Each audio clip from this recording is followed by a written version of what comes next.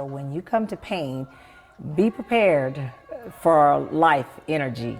We sing, we clap, we hear the word. You will hear people say, "Amen." You know, and don't jump. It's just normal.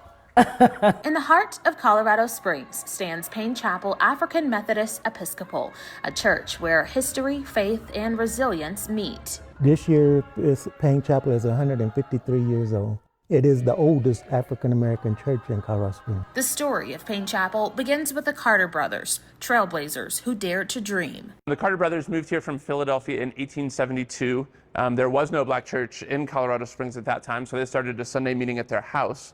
They met at their house every Sunday until 1892. General Palmer, who's one of the founders of the city, reached out to the religious community and said, if you'd like to build a church, as we're planning the layout of downtown, come talk to me, let me know, and I'll give you the land.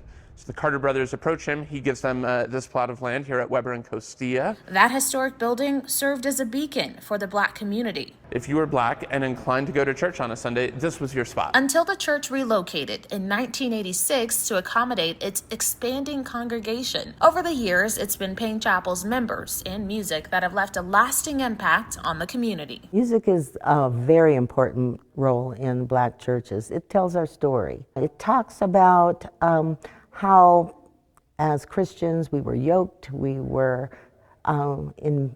enslaved, and how we became free. When you sing, you know, "Amazing grace shall always be my song of praise," it goes out, and that vibration, depending on who's on the receiving end of that, it can send chills up your spine. So singing is strong.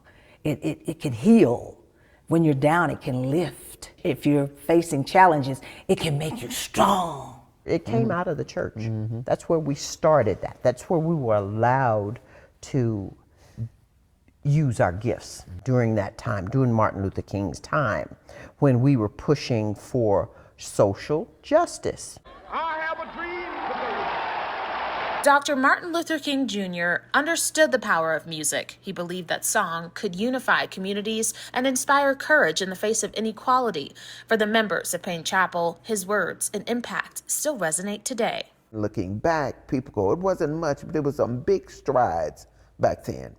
I grew up where it still had colored on one side and white on the other side from the water fountain. There are times when if we travel, the white person would be able to go to the big hotel and we'd have to find the colored section. I came through the struggle and I appreciate and respect what he did. I don't know what will happen now. On this Martin Luther King Jr. Day, We've got some difficult days ahead. Payne Chapel members acknowledge how far society has come, but say the fight is far from over. What he set out to accomplish is still being accomplished today. It's not complete. That's why you have the song, "We Shall Overcome," because we're still overcoming. We are fighting for recognition of our history in this country. We want to be included in the history of this country because we're an important part of the history of this country. We want to have hope and be able to move forward without any barriers, as he said, to be judged by the content of our character and not the color of our skin. In Colorado Springs, Kiera Sam, News 5.